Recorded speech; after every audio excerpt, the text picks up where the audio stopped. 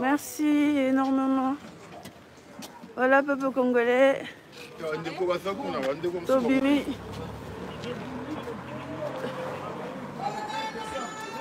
Les 13. Voilà, peuple congolais, Bokota, Bokota. Tobima. J'espère qu'il va vraiment venir. Est-ce que c'est bloqué? Kobima na tribunal là, na cour d'appel. Bande Konangai. Eza koyinda. Kofiolo mide. Donc, bande Konangai, il a. Faut bon ndenga kitisi gouvernement Congo, kitisi Fachi Béton.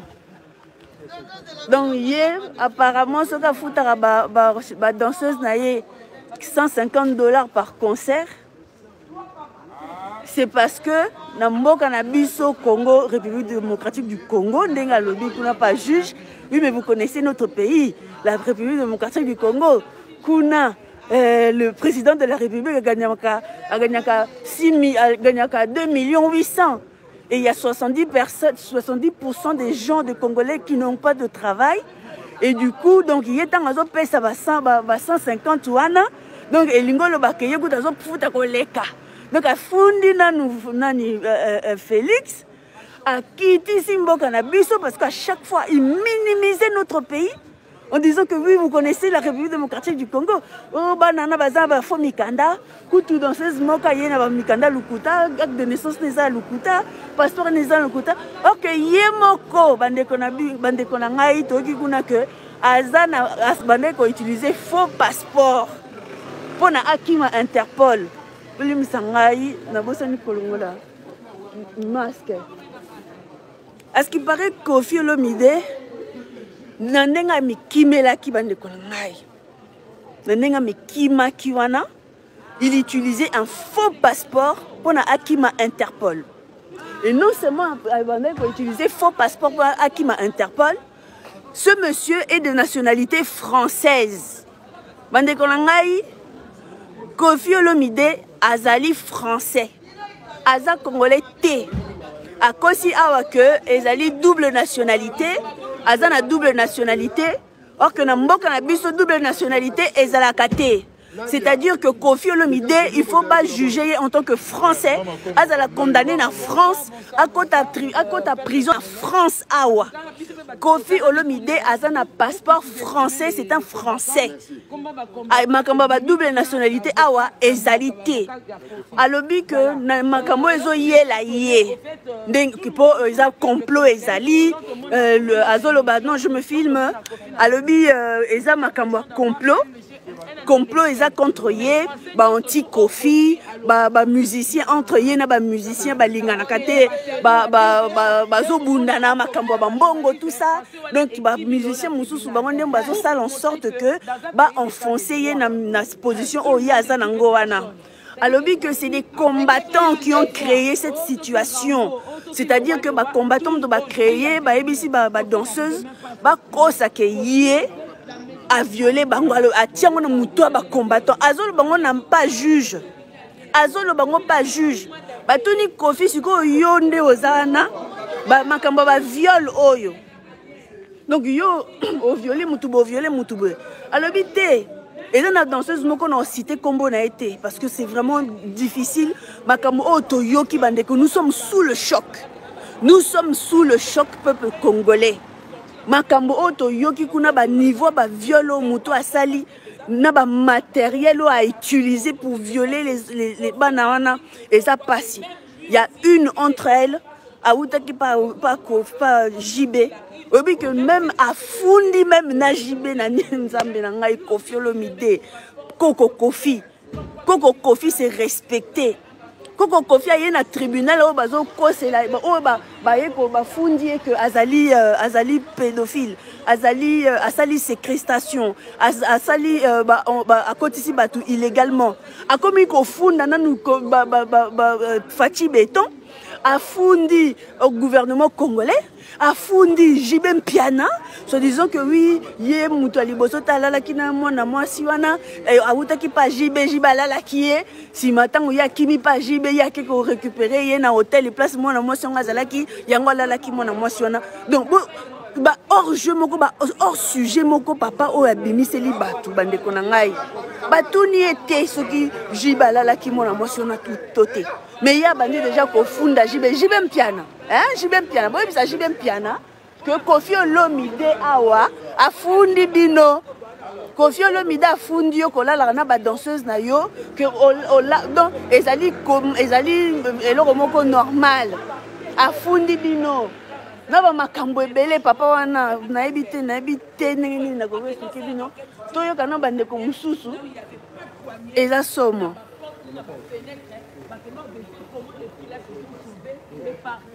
donc là lisa garde pompi voilà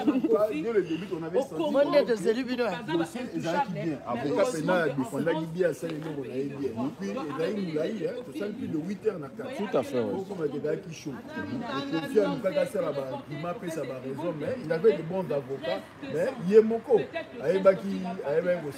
il s'est enfoncé Azoko s'enfoncer à chaque fois bah, hors sujet na niveau moko donc perdu complètement occupé na ba malaise voilà mais ya ba comment pas si kato maké na lycée abenda kuna nyera avec na nyonga 6 mois azaki na nyonga 6 mois atika na nyongo oh ebimiawa sikoyo tango batuni à se présenter combo na ye la combien d'enfants combo wana somo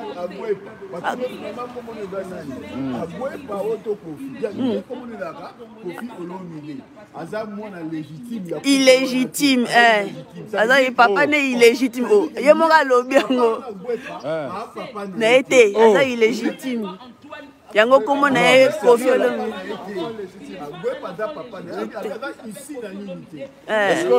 parce que vrai combo na ye ezaka nini kasi toyebi te abi ye kaka Koffi Olomide donc anie kombo agbepa Antoine faux passeport aza na faux passeport. Là, complètement perdu, là. Bon, maintenant, il a combien d'enfants finalement? 3. Alobi qu'il a 3 enfants. Koffi Olomide alobi aza na bana misatu, Didi Stone na baleki na ye. Aza na bana na misatu. Ninga lobi. Donc awangani ba Elvis.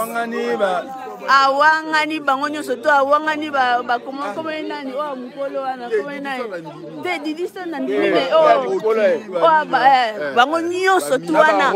Bana Koffi message na bana Koffi bino no subo za likolo ya Didi Stone awangani bino alobi kaza na bana misatu donc na bano ya boti na ba danseuse awangani bango mususu et puis ba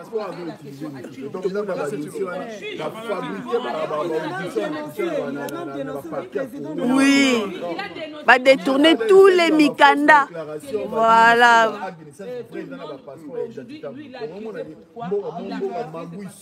Bon, et le recoute à son imbuta, c'est qui ça ingaï. Koffi Olomide ayeba. Oui. Avocat à Koffi, il s'est permis le fait qu'il faut faire mon aguibiso. Le fait d'avoir mon aguibiso, avocat à Koffi, avec Koffi Merolobake, bateau va n'y opposer un dossier.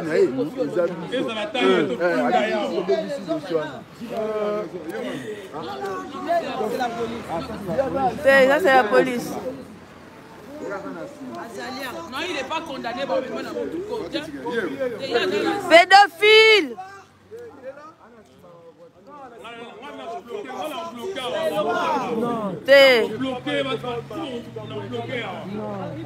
Non, c'est accueilli. Yazate.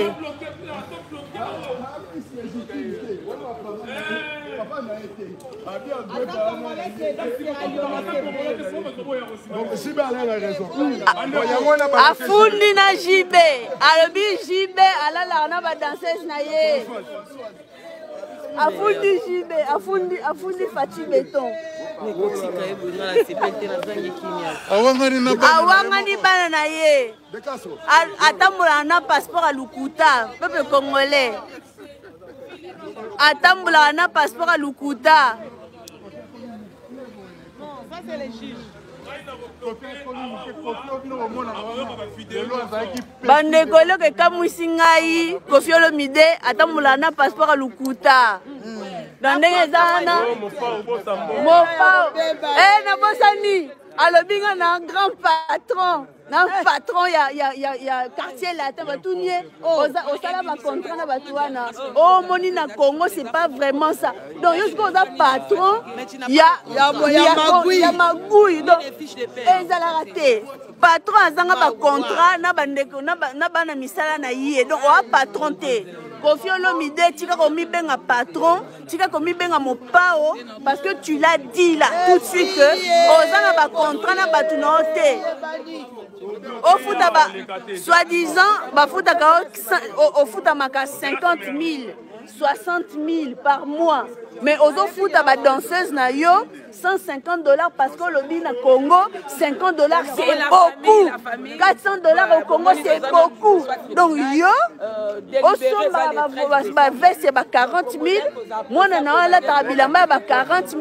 mais aux foot à bateau bazo sala yo ba 150 000 aux amouté mamabe Koffi Olomide aux amouté mamabe ba sengelier 8 ans peuple congolais ba sengelier 8 ans il y a prison na 70 000 € dans chaque jeune fille oye à violaki ba sengi 70 000 € dans chaque jeune fille à violaki na 8 ans ba condamné pour 8 ans donc là tozo zela décision il y a le 13 décembre tozo zela yango peuple congolais ce monsieur doit être condamné Tomoni Bénédicte la fille auquel il a violé na âge il y a 14 ans Mwana bato azolela aza bien te cette fille arrête s'il vous plaît bobenga te naza na direct ezokata direct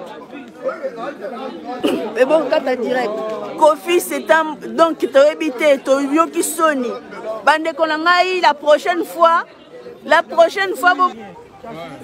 il est pas là bandeko na ngai Koffi Olomide azana besoin ya traducteur Chomongo benda lisolo ya traducteur Koffi Olomide azana besoin d'un traducteur ya lingala parce que français yo kanete oyo souvent ayo kanete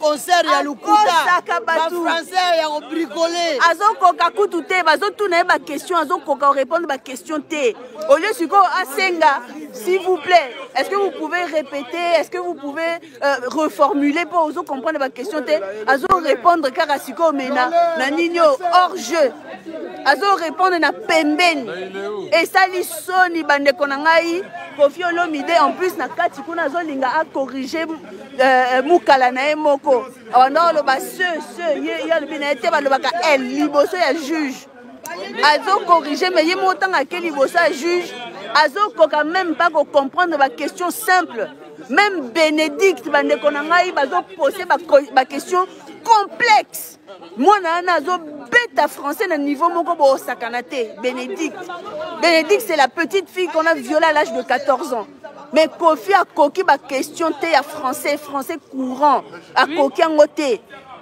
il est donc azo pas azo donc le mec qui s'est enfoncé il a pas su se défendre bandeko na ngai na auto moni o lelo ceux qui vraiment Koffi Olomide s'en sort na ebité boye ba que Koffi Olomide sera jugé comme un Français parce que Azali français et que na Congo, na République démocratique du Congo, il n'y a pas de double nationalité.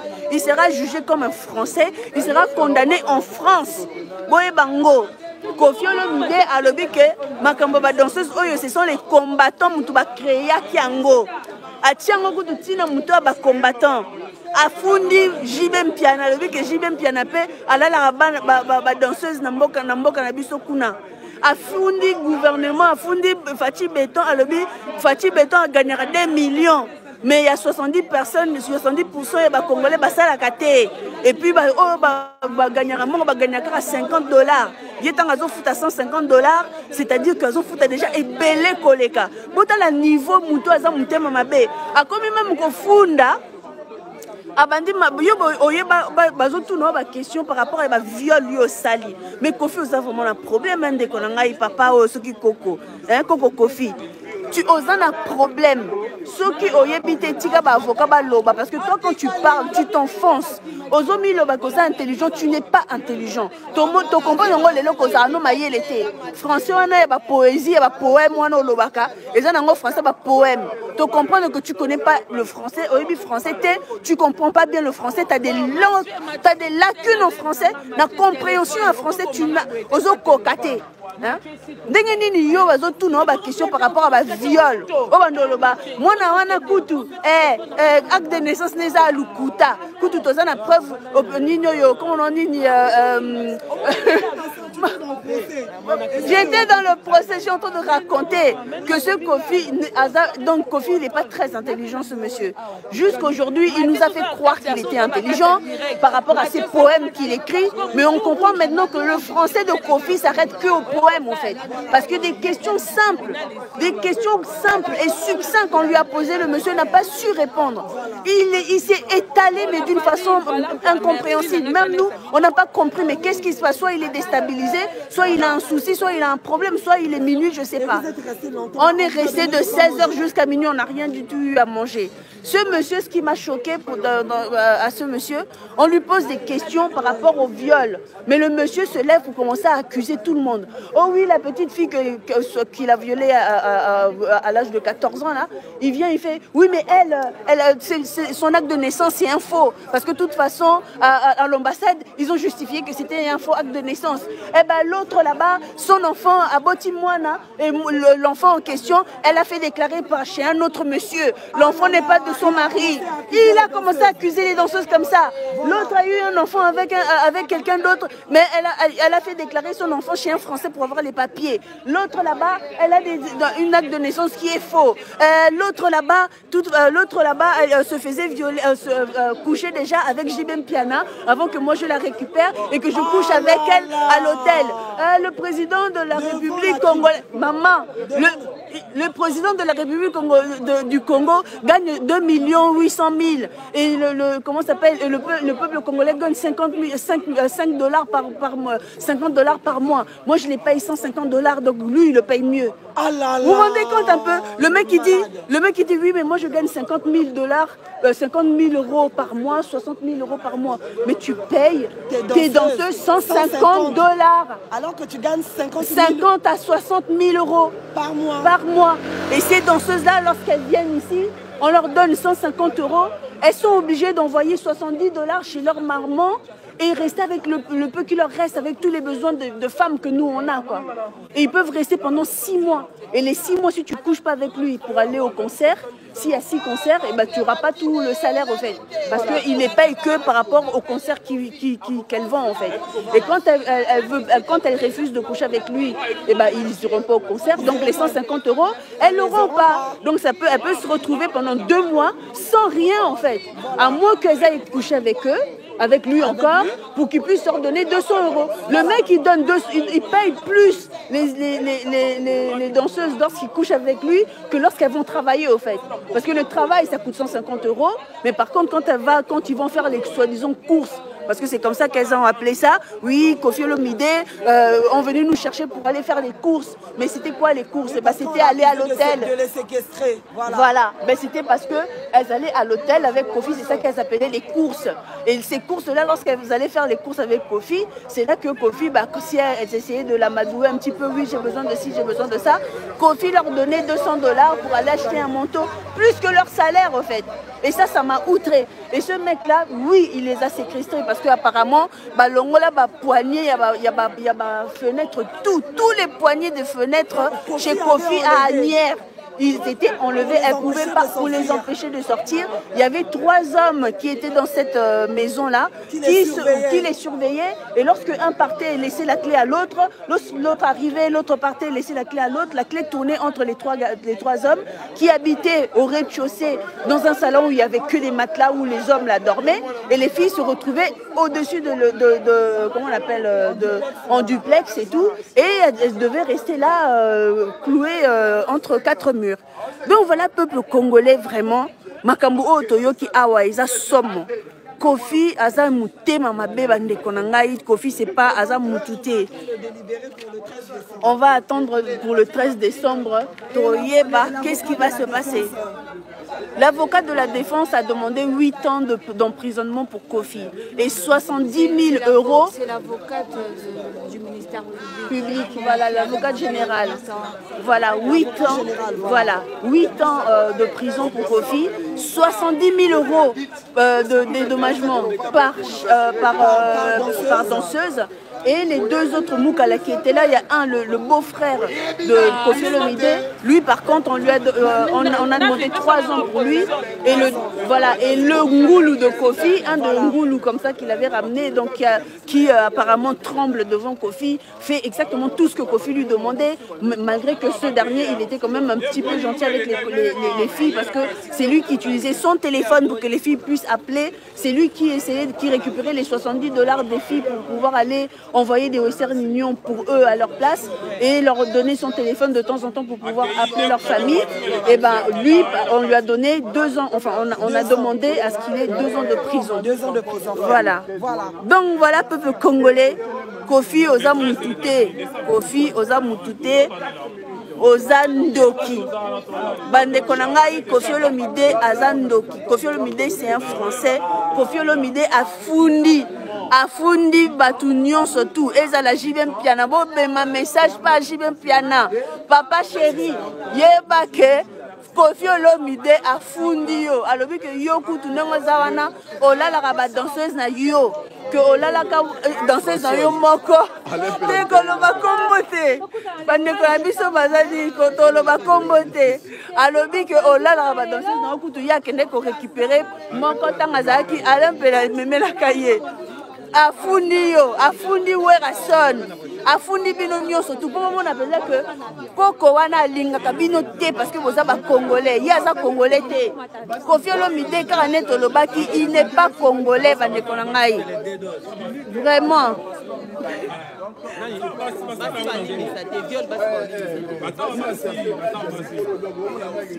Exactement, wapi mama Congo.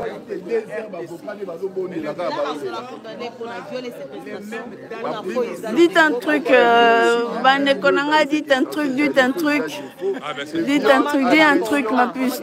T'étais avec nous. Bon, là, on a même nos compatriotes de la Côte d'Ivoire qui sont venus pour réclamer, pour le droit de la femme. Elle s'est levée, elle est venue pour réclamer. Donc voilà. Qu'est-ce que vous pouvez dire, madame? Vraiment, jusqu'à minuit, vous êtes là. Vraiment, merci de votre soutien. Non, c'est l'Afrique, qui gagne. C'est fini, on ne peut plus laisser maintenant le droit de la femme se la femme peut être violée en silence. Vraiment. 45 000 c'est une honte, non? Vraiment. Ça sera plus pour un pour tous. Il est temps que toutes les femmes mais non. Vraiment. Laisser ce genre de trucs de viol impunis, on ne peut pas. Donc on a vraiment le verdict, c'est Kofi Olomide. Vraiment, vous savez que la jeune fille qui l'a violée à l'âge de 14 ans, elle a tenté 2 fois de se suicider. Elle a tenté 2 fois de se suicider et c'est une fille qui est vraiment meurtrie, hein, inconsolable. Elle a pleuré pendant tout l'audience, mais vraiment c'était horrible quoi pour elle. C'était horrible. Vraiment a subi, vraiment. Et il y a une qui s'est fait violer avec un tuyau d'arrosage aussi. Vous vous rendez compte un peu? Avec un tuyau d'arrosage. Et apparemment, elle a des difficultés à avoir d'enfants. Elle a su avoir juste un enfant depuis. Jusque-là, elle a eu qu'un seul enfant. Mais pour la suite, là, elle ne sait pas si elle pourra en avoir une deuxième parce que apparemment, elle était vraiment détruite. Vraiment. Et ça, c'est Kofi Olomide, hein. Le mot PAO, celui qui dit le patron, hein.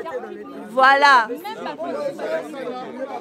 Voilà. Vous l'avez dit, c'est sorti de la bouche de cette voilà.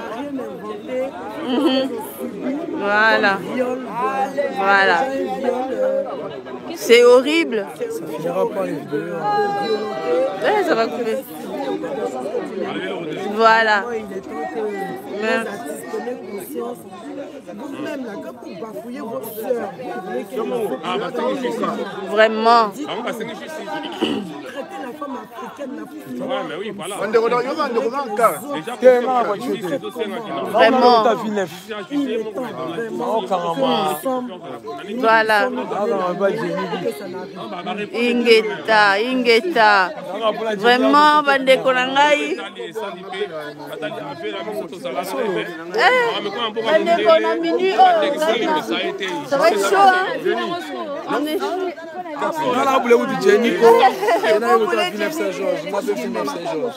Ingeta, peuple congolais. Donc voilà, nous Monica Ratobimi, Libanda Touti tribunal, Kofi Olomide, Nengasawana, Tozo, c'est la décision du juge.